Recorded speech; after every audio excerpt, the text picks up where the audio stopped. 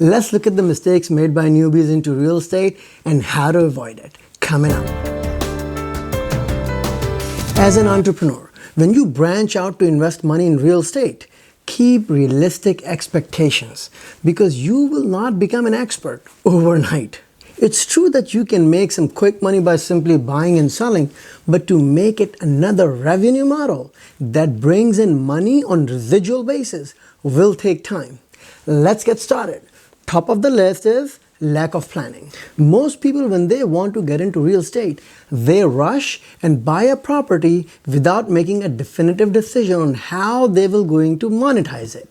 It would be a good step to take action, don't get me wrong, but if you do not have a well thought out business plan, it would be challenging to be profitable. The planning part would help you look at the property from entrepreneurship perspective, from a savvy investor perspective. Should I make it a quick resale after fixing some minor issues, maybe minor upgrades, or rent it to acquire equity over time with covering mortgage and insurance along with some positive cash flow? The property you buy to sell or rent might have a different geographical limitation, and you do not want to buy something for rental income where it's more lucrative to sell for quick profit. For example, a single family home versus townhouse or a multi-family home. Maybe you want to make that property a vacation destination. Make sure you figure out your plan before you start exploring.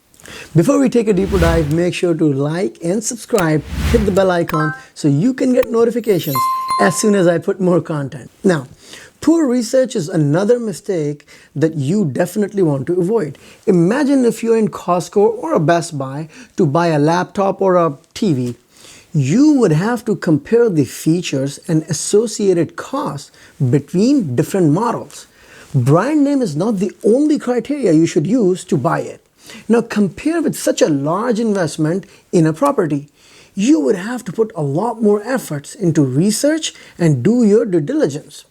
Research requirements to be a landlord versus land developer have a different complexity factor. Asking a lot of questions about the property itself will not suffice. What about the neighborhood? What if your property is close to college campus where renting makes more sense than vacation home? Does property has a close proximity with commercial site? Maybe your property located in a flood zone. Why someone is selling and giving you a killer deal? If it's a single family home, what kind of school district is assigned to that property? Making an assumption based on physical address would be a mistake. Next one is handling all aspects of your venture on your own. If this is your first property, trust me, you do not know all the specifics. Even if it's not your first deal, does not mean it will be good investment, especially when we know the recession will impact some areas harder than the others.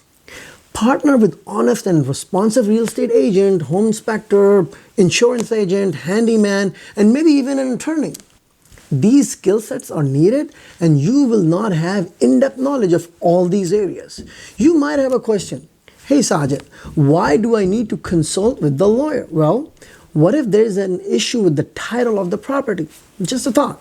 Next, overlooking your future tenants' needs. Another mistake that you must consider and take action to avoid it. If your tenants are more likely to be singles, you want your property to be close to the city life, where nightlife is more vibrant. On the other hand, if your future tenants to be single family, they will be interested in low crime neighborhood and better school district. Next one is overpayment. Buying an overpriced property after doing a long research and due diligence is another major mistake. One of the main reasons people do that because they burn out and they get frustrated after long hours during their research and they just want to get it over with. Naturally, when you find something decent, you would not hesitate to pay some extra money by convincing yourself that this is the golden opportunity. I must act now. If you make this mistake, your ROI will prolong and your debt might have a crushing effect on you and your dream to become real estate investor.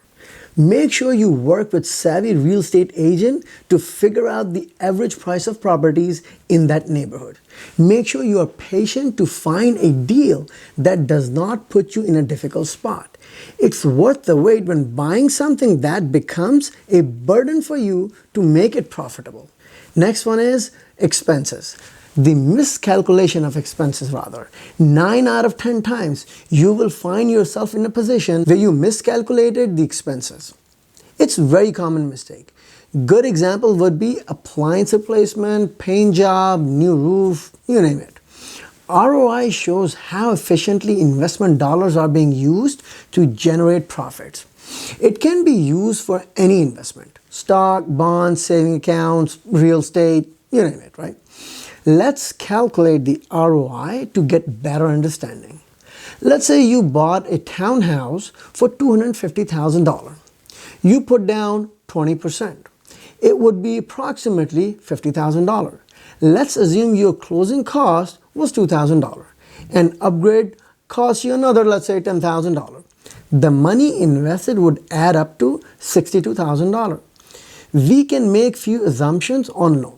$200,000 loan for 30 years with 3% interest would add up to $570 per month.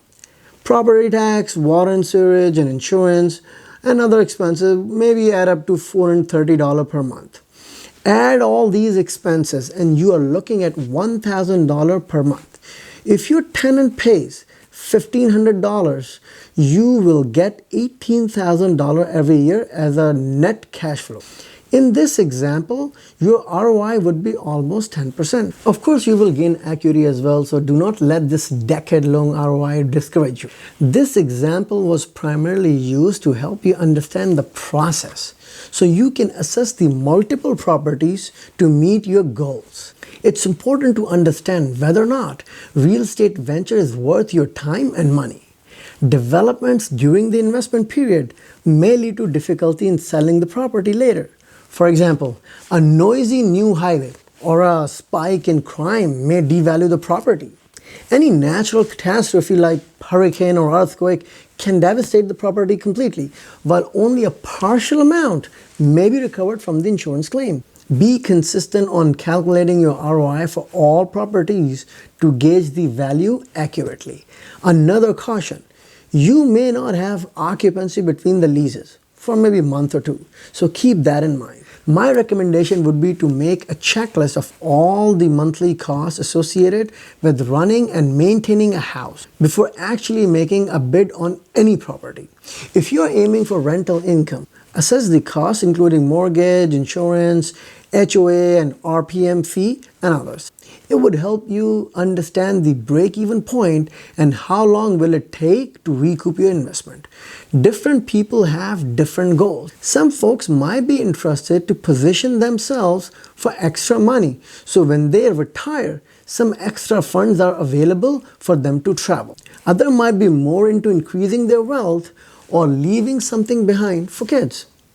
Down below in comment section, let me know which mistake is more common than the other. Is it poor research or trying to do everything as one-man show? Thank you for listening in, and I will bring you more quality contents real soon. Take care.